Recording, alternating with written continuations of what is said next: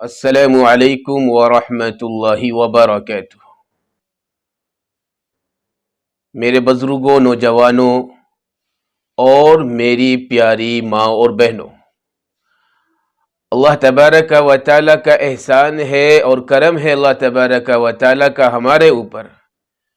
کہ اللہ تبارک و تعالیٰ نے ہمیں کلمہ لا الہ الا اللہ محمد الرسول اللہ صلی اللہ علیہ وسلم کی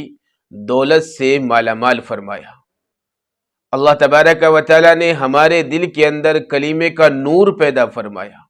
یقیناً یہ ہمارے لیے بہت بڑی کامیابی کی بات ہے اور بڑے فخر کی بات ہے۔ اللہ تبارک و تعالیٰ نے اسی طریقے سے تمام انسانوں کو، جتنے بھی انسان اللہ تبارک و تعالیٰ نے پیدا کیے ہیں اس زمین کے اوپر اور اس آسمان کے نیچے جو بھی اللہ تبارک و تعالیٰ نے پیدا کیے ہیں، اللہ تبارک و تعالیٰ نے مختلف طریقوں کی اور طرح طرح کی عبادتوں کا تمام انسانوں کو مکلف بنایا ہے۔ اللہ تبارک و تعالیٰ کی عبادتیں ہیں، اس کی عبادتیں ہمیں کرنی چاہیے، لیکن آج افسوس کی بات تو یہ ہے کہ آج ہم اللہ کے تمام فرامین کو بھلا کر اپنی زندگی کو گزارنے میں مست اور مگن ہیں۔ ہم تمام چیزوں کو بھول گئے ہیں اور اپنے مقصد حیات کو بھی ہم نے بھلا دیا ہے۔ تو میرے عزیزوں، میرے بھائیوں، میرے نوجوانوں، ہمیں اللہ تبارک و تعالیٰ کی عبادت کرنی چاہیے، اللہ تبارک و تعالیٰ کا ذکر و اذکار کرنا چاہیے، اللہ تبارک و تعالیٰ کے گنگان ہمیں گانے چاہیے، کیونکہ جب اللہ تبارک و تعالیٰ ہمیں کھلا رہا ہے اور طرح طرح کی نعمتوں سے نواز رہا ہے اللہ رب العزت، تو ہمیں اللہ تبارک و تعالیٰ کی حمد و ثنا بھی کرتے رہنا چاہیے۔ یہ نہیں کہ ہم اپنے دین کو بھلا کر اپنی زندگی کو گزاریں۔ تو میرے عزیزوں، جو اللہ تبارک و تعالیٰ نے ہمیں عبادتیں دی ہے اور جن کا کرنے کا ہمیں حکم دیا ہے، تو ہمیں اللہ کی عبادت کیسے کرنی چاہیے، یہ اہم بات ہے اور اہم مقصد بھی ہے ہمارا بتانے کا، تاکہ جو اللہ تبارک و تعالیٰ کی عبادتیں عائد ہوتی ہے ہمارے اوپر، ہمیں پتہ ہونا چاہیے کہ ہمیں اللہ کی عبادت کیسے کرنی چاہیے۔ تو پیغمبر علیہ السلام نے ارشاد فرمایا کہ لوگو، تم اللہ کی عبادت ایسے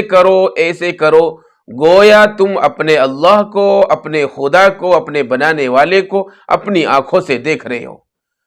اور فرمایا کہ اگر تمہاری یہ کیفیت نہیں بنتی،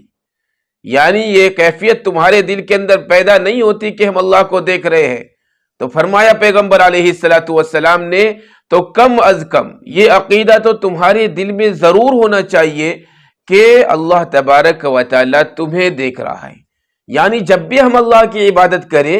تو پہلا درجہ تو عبادت کا یہ ہے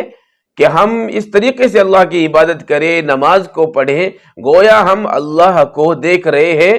اور اگر یہ کیفیت ہماری نہیں بنتی، ہمارے دل کے اندر یہ خیال نہیں آتا، تو کم از کم ہمیں یہ کیفیت تو اپنی بنا لینی چاہیے اور یہ عقیدہ اپنے دل کے اندر ہمیں رکھ لینا چاہیے کہ اللہ تبارک و تعالیٰ یقیناً ہمیں دیکھ رہا ہے۔ تو میرے عزیزوں، اس طریقے سے ہمیں اللہ کی عبادت کرنی چاہیے۔ جب ہم اس طریقے سے اللہ کی عبادت کریں گے تو وہ عبادت اللہ کی بارگاہ میں انشاءاللہ مقبول ہوگی اور اس عبادت کے ذریعے ہم کامیاب بھی ہو جائیں گے،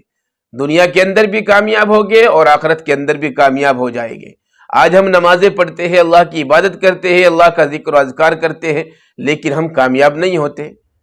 ہم تنگ دست رہتے ہیں۔ تو اس کی وجہ یہی ہے میرے عزیزوں کہ ہماری جو عبادتیں ہیں اس کے اندر خشوع اور خضوع نہیں ہے۔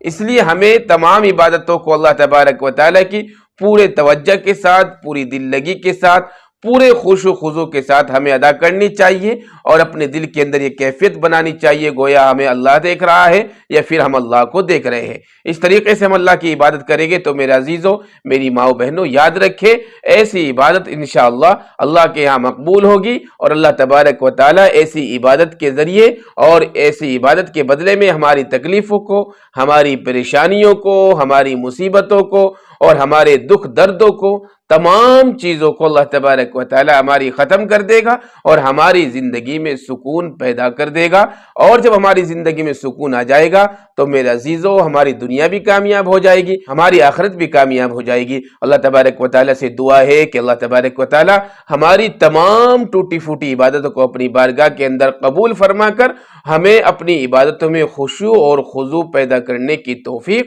عطا فرمائے۔